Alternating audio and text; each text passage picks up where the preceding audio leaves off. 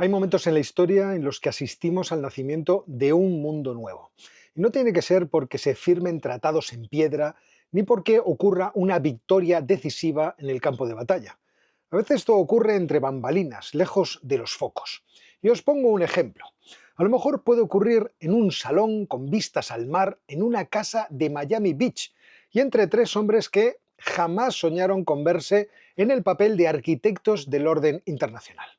Así que imaginaros esa sala con Steve Witkoff, promotor inmobiliario multimillonario y amigo personal de Donald Trump, Jared Kushner, el yerno del presidente, inversor global, puente entre monarquías del Golfo, y Kirill Dmitriev, el hombre escogido por Vladimir Putin, un banquero formado en Harvard y en Stanford, sancionado por Estados Unidos, pero un hombre elegante, calculador, que llevaba meses preparando un documento que no era exactamente un plan de paz, sino algo mucho más interesante y algunos dirían mucho más inquietante. Un proyecto para reintegrar la economía rusa y hacerlo de la mano de Estados Unidos y no de Europa. Esa es la historia que nos cuenta hoy el Wall Street Journal y que yo quiero contaros a vosotros. Así que vamos con ello.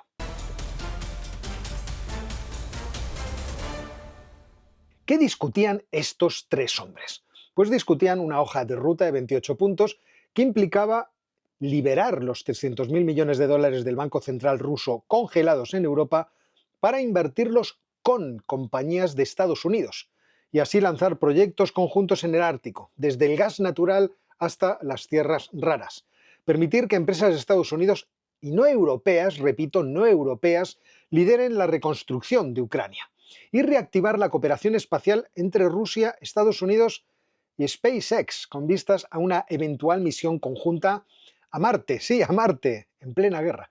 Supongo que sabéis lo que es el perfilado de personalidad. Pues yo tengo la teoría de que en el Kremlin, quizá no solo en el Kremlin lo hacen, llevan años estudiando a Donald Trump y entendiendo su estilo, su lenguaje, su forma de ver el mundo, a tal forma que han comprendido que Trump no es precisamente un halcón geopolítico, sino un empresario. Bueno, vale, para llegar a esa conclusión no hace falta un perfilado psicológico. Pero está claro que en la cabeza de Donald Trump hay una idea central, simple. Si dos países hacen dinero juntos, no luchan entre sí. Si ambos salen ganando, la paz es rentable. Que el conflicto siempre es mal negocio. Y aquí, Moscú y cualquiera ve una oportunidad. Quizá no se pueda derrotar a Donald Trump o ganar la guerra de Ucrania totalmente en el terreno militar. Oye, pero tal vez podamos ganarnos a Donald Trump y ganar así la guerra de Ucrania, con un trato. Y así debió nacer la estrategia rusa. Y así me imagino a Putin diciéndole a Dmitriev, oye, hay que seducir a Donald Trump con negocios, con dinero. Haz que vean a Rusia no como un enemigo, sino como una mina de oro.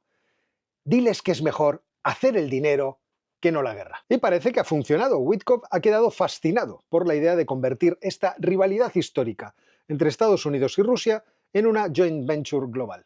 También Kushner ha debido ver oportunidades de inversión que pueden ser impulsadas por los fondos del Golfo. Y Donald Trump, que desde los años 80 había soñado con construir una Trump Tower frente al Kremlin, ha debido sentir que la historia le daba una oportunidad. Y mientras tanto, en Europa todavía no sabían nada. ¿No se lo imaginaban? ¿Es que no saben hacer un perfilado psicológico de personalidad? En cualquier caso, Dmitriev y Witkoff sí que lo tenían claro y hablaban casi a diario. También se reunieron en Moscú varias veces y en una de esas reuniones, en la biblioteca presidencial de San Petersburgo, Putin los recibió durante varias horas en las que, como le gusta mucho hacer al presidente ruso, expuso su visión histórica de Ucrania para venderle a Witkoff su visión del problema. Y el bueno de Steve, acompañado solo de un traductor de ruso del Kremlin, tomaba notas y después iría a informar directamente a la Casa Blanca desde la Embajada de Estados Unidos. Pero para que esa negociación pudiera ocurrir, primero el Tesoro de Estados Unidos tuvo que hacer algo que no es muy habitual, podemos decir que es algo un poco insólito. Otorgar a Dmitriev una autorización especial para entrar en Estados Unidos a pesar de las sanciones de 2022 que lo describían como un gestor del fondo paraestatal al servicio de Vladimir Putin. Pero es que la promesa que se abría frente a Donald Trump resultaba del todo irresistible. Así que el 2 de abril de este año, Dmitriev llegaba a la Casa Blanca. Y llegaba no con las manos vacías, sino con una lista de proyectos multimillonarios que Rusia querría realizar con Estados Unidos. Y el único que miraba todo aquello con alguna desconfianza, ¿sabéis quién era? Sí, el secretario de Estado Marco Rubio, que le exigió a Dmitriev que Putin demostrara de una vez por todas que por lo menos iba en serio con lo de la paz. Y Dmitriev, seguro de sí mismo, respondió que podía convertir la confianza inversora en una herramienta política con Putin. Claro que el mosqueo de Rubio venía de que toda esta diplomacia paralela avanzaba prácticamente sin su supervisión ni la de la CIA. Y esa era otra cosa, que es que esa negociación parecía perseguir otros intereses que los de los Estados Unidos. En aquellos mismos días, Witkoff y Dmitriev negociaban lo que habría sido el mayor intercambio de prisioneros entre Estados Unidos y Rusia. Y ni la CIA, que tradicionalmente gestiona este tipo de acuerdos, ni la Oficina de Detenidos Injustamente del Departamento de Estado habían sido informadas. Solo después se enteraron por terceros.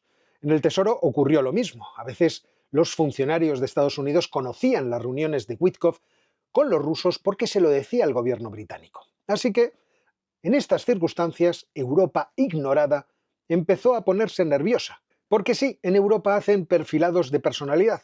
Y en septiembre un servicio de inteligencia europeo distribuía un informe secreto describiendo una serie de negociaciones secretas entre Estados Unidos y Rusia para cooperar desde la minería ártica a la energía petrolífera y el gas. Altos mandos europeos quedaban estupefactos.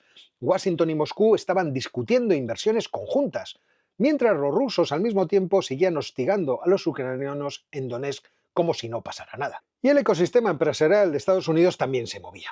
ExxonMobil mantenía reuniones en Doha entre su vicepresidente Neil Chapman e Igor Sechin, el jefe de Rosneft y que además es una de las manos derechas de Vladimir Putin. ¿Con qué objetivo? El de explorar la posibilidad de que los yanquis vuelvan al gigantesco proyecto de gas de Sajalín, aquel del que ExxonMobil se tenía que retirar tras la invasión de 2022. Y Todd Boehly y varios fondos analizan comprar activos internacionales de Lukoil, que, acordaos, fue forzada a venderlos tras ser sancionada. Elliott Management estudia la adquisición parcial de un gasoducto ruso.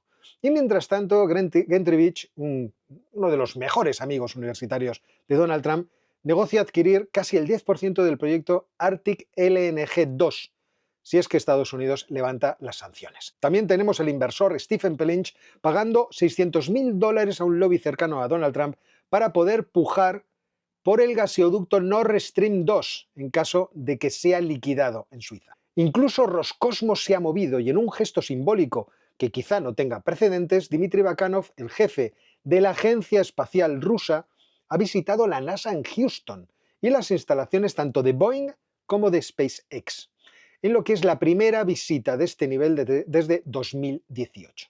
Por lo tanto, Moscú y Washington están reviviendo la cooperación en todos los órdenes, también la espacial, pero insisto, en plena guerra, con lo cual hay un mensaje muy claro. El conflicto militar es como si fuera una capa superficial, pero por debajo hay un potencial económico y tecnológico enorme y si ambos países deciden enterrar el conflicto, todo se arreglará.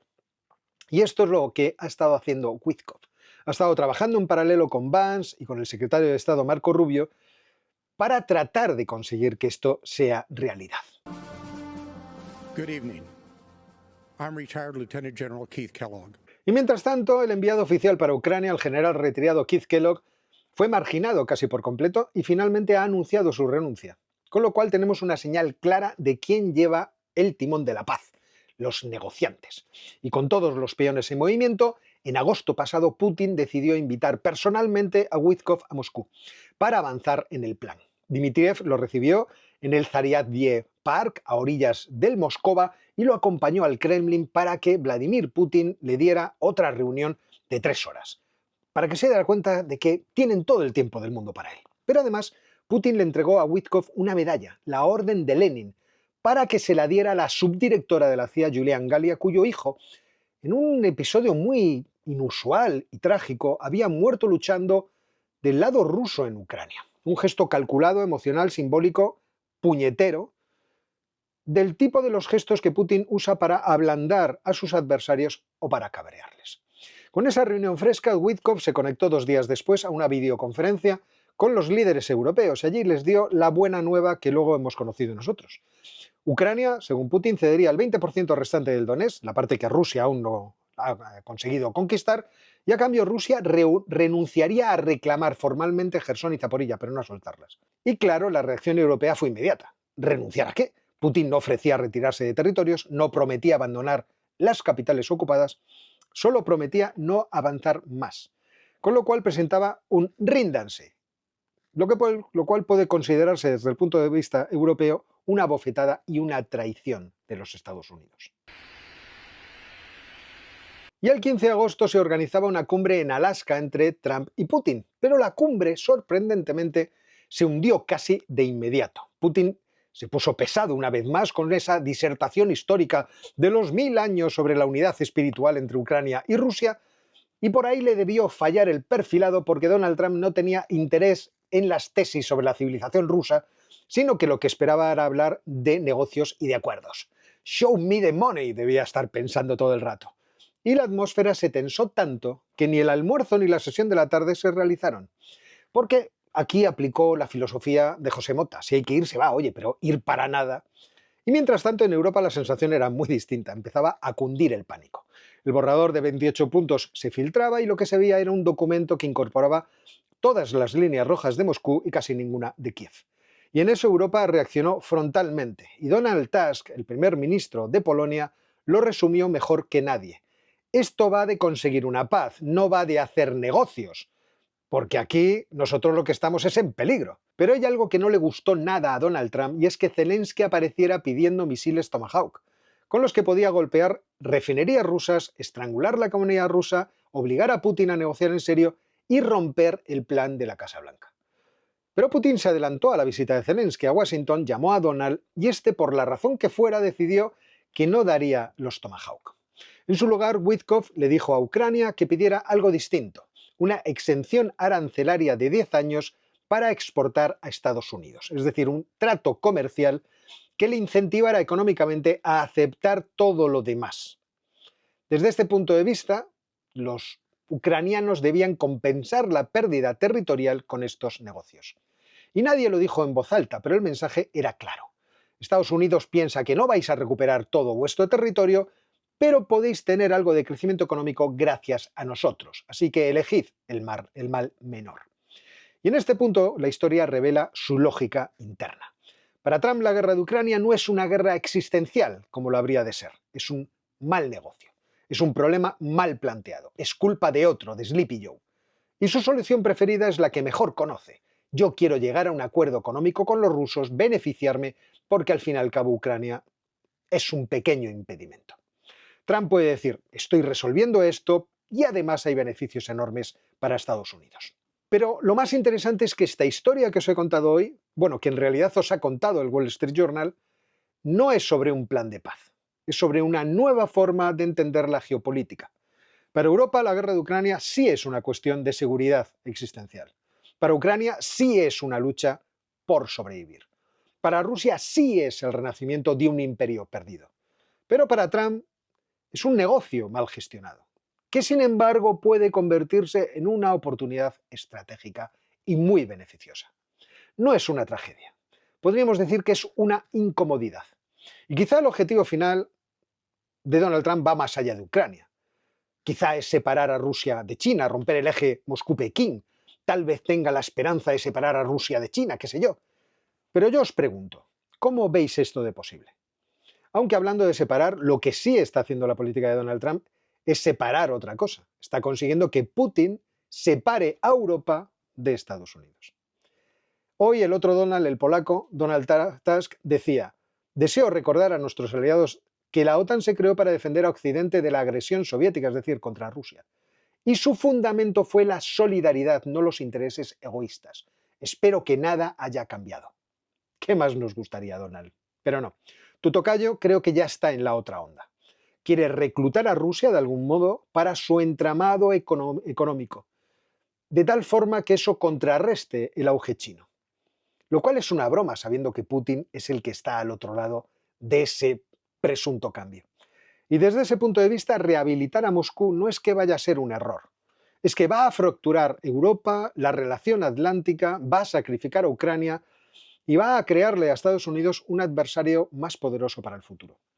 Por eso os anuncio que voy a hacer unas camisetas con el lema Europa nuclear. Ya sabéis cuál es mi actitud ante la vida en estos problemas. Si hay dificultades, lo mejor es generar PIB. Y quizá por esta vía de las camisetas me haga rico y cuando vengan los problemas me podré hacer ciudadano de Estados Unidos. Pero en cualquier caso, esta es la historia que os quería contar hoy, que creo que es bastante interesante y que espero que os haya gustado. Así que ahora busco la puerta de salida, os mando un abrazo muy fuerte y nos vemos muy pronto.